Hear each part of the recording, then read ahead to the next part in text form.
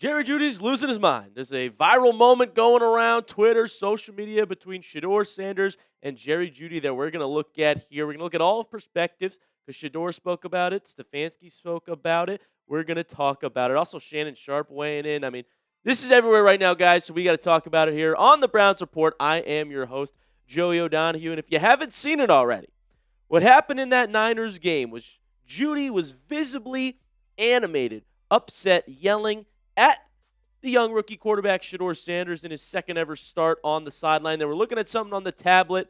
There was a moment where Shedeur had perhaps missed Jeudy on a couple throws, and, Jeudy was heated and yelling about it. So before we dive into it, I want to hear from the Browns fans in the comment section. What did you make of this? Just give me your thoughts. Comment them on this moment, this interaction, altercation, whatever you want to call it, between Jeudy and Shedeur. Regardless, it's perhaps a bad look for the team, but this is where we are. It's the state of things for the Cleveland Browns right now, a 3-win football team. Let's start with Shannon Sharpe sounding off on Jerry Jeudy, saying he's not a 1. He's a solid wide receiver 2. He's not a wide receiver 1. Are they building game plans to stop Jerry Jeudy? You know damn well they're not building no game plan. So this season, unfortunately, that does look like the case for Jerry Jeudy, right? He's our wide receiver 1. He's a wide receiver 1 on the Cleveland Browns this year because we lack depth in that area. But right now, across the league, numbers-wise, he's not putting up the numbers that a wide receiver 1 is. And he's also got 9 drops on the year. That was leading the NFL at one point. It still may be. And, of course, a fumble as well to speak of. And so Jeudy, I think he has skills. I think you saw it last year, but that has not been evident this year. That has not been the case for the Cleveland Browns this season, and he's been holding us back, quite frankly. The regression is real. It really is. I mean, you can look at last year versus this year, and it's not close. Jeudy's numbers last season, he was in some conversations. He was top 6 in the National Football League in receiving yards. 6th. That was with, again, a slew of different quarterbacks. Jameis Winston, I think, improved it the most towards the back half of the season. But now, he's dropping passes when he is open. He had that boneheaded mistake a couple weeks ago in Shedeur's first start. And this is the state of things with Jerry Jeudy. This is the state of things with the Cleveland Browns. And Shedeur was asked about this as well, naturally, because, like I said, this moment's everywhere. Here's what Sanders had to say. So this team is not going to be a microwave thing. We're going to have sparks here and there, but it's going to take time to be able to develop that chemistry with everybody, to be on the same page with Jerry Jeudy.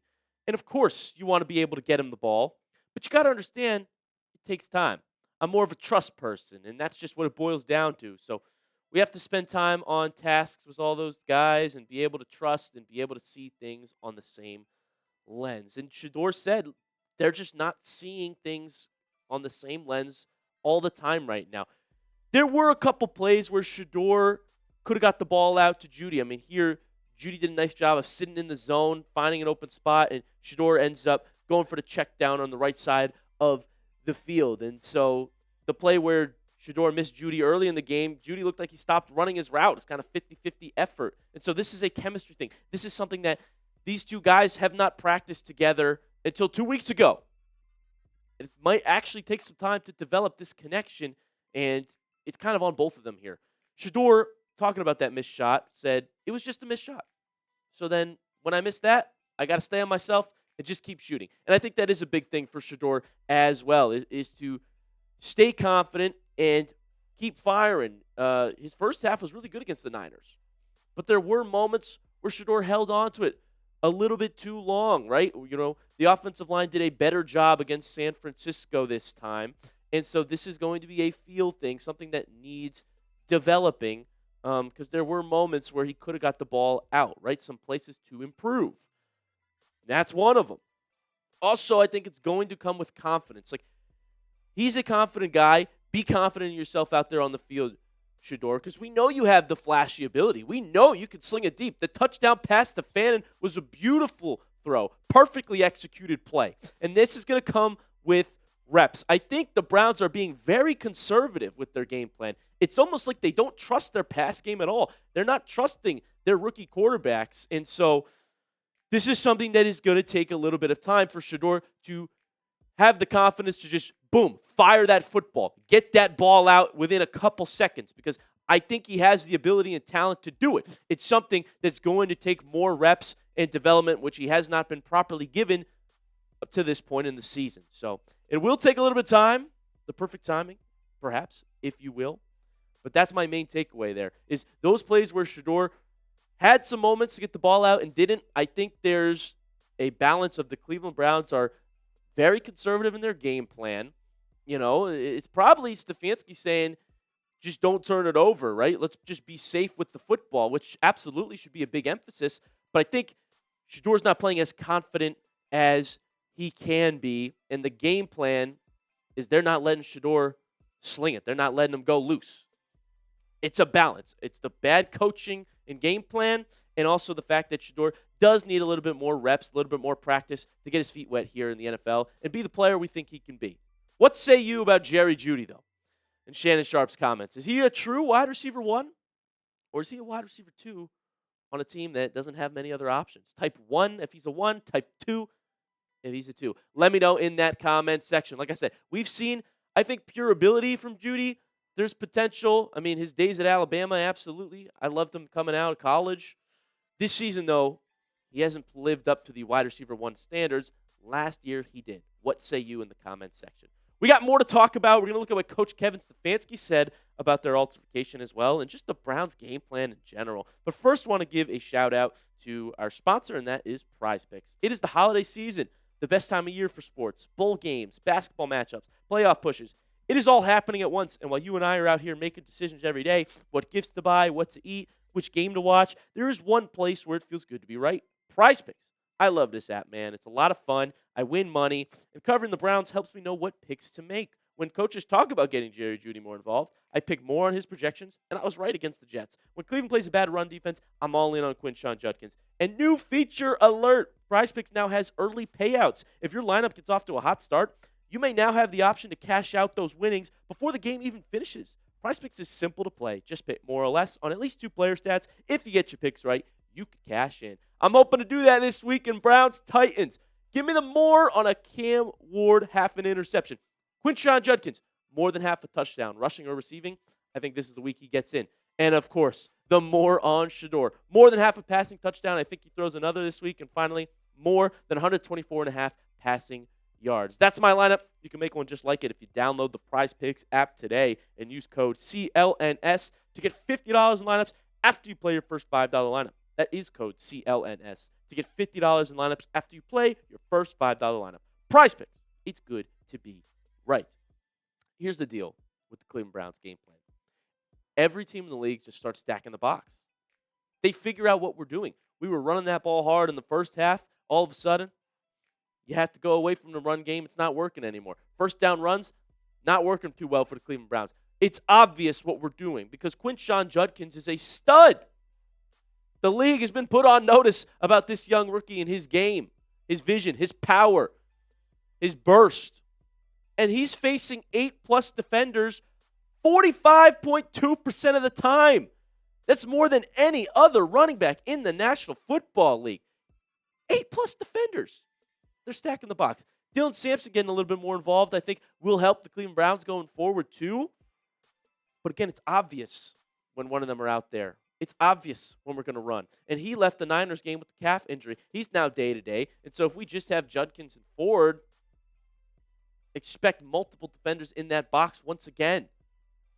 It's hurting our game plan. In the first half against the 49ers, I mean, look how much more productive we were. Judkins and the Browns rushing 94 yards in the first half. We had holes. We had lanes. All of a sudden, Robert Saleh figured it out. We only have 44 rushing yards to speak of in the second half. This is what's going to happen. This is what teams are going to do. They're going to game plan around the run. They're going to make the quarterback beat you, not because necessarily of a quarterback issue even, but because our game plan is obvious. We're just trying to run the ball, and we don't script up enough deep shots. And this is why I think partially it's going to be on both quarterback and head coach. We need a better plan and let that ball fly, Shedeur, because in the first half, look at this. He was 8 of 11, 96 yards, 1 touchdown, no picks. Had some rushing yards to speak of as well. It was a great game, clean game. It was working. And once you can't run the ball, you fall apart. And that's been the case for the Cleveland Browns all season long. Decent first half, good couple of scripted plays to start the game, to start the first quarter, and after that, you can't do anything. It's because it's the same. We don't make adjustments. We don't switch it up. What do you talk about in the locker room? Our playbook is obvious. I'll never forget Mike Vrabel after the Patriots game saying about our game plan, when their gimmick plays ran out, we played pretty good defense. He's just making fun of us, making fun of our coach. We have a few gimmick plays, and once you run out of those, it's easy to stop us. And you know what? He's right. That's what it's been all season long.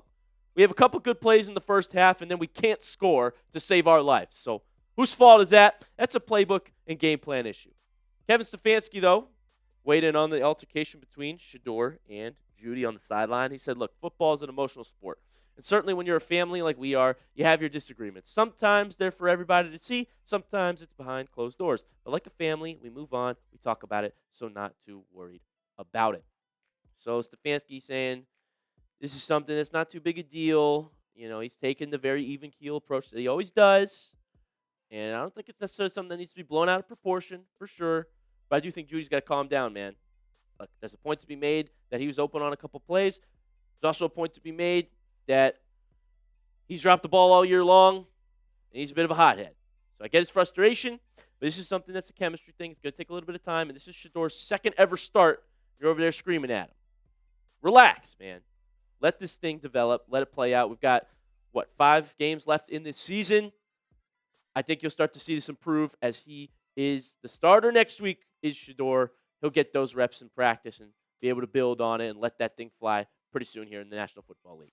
Guys, thank you so much for tuning into this edition of the Browns Report. Go on over to X if you want to get a more inside look at these moments and my thoughts on them at Joey070. Follow me. I'll follow back.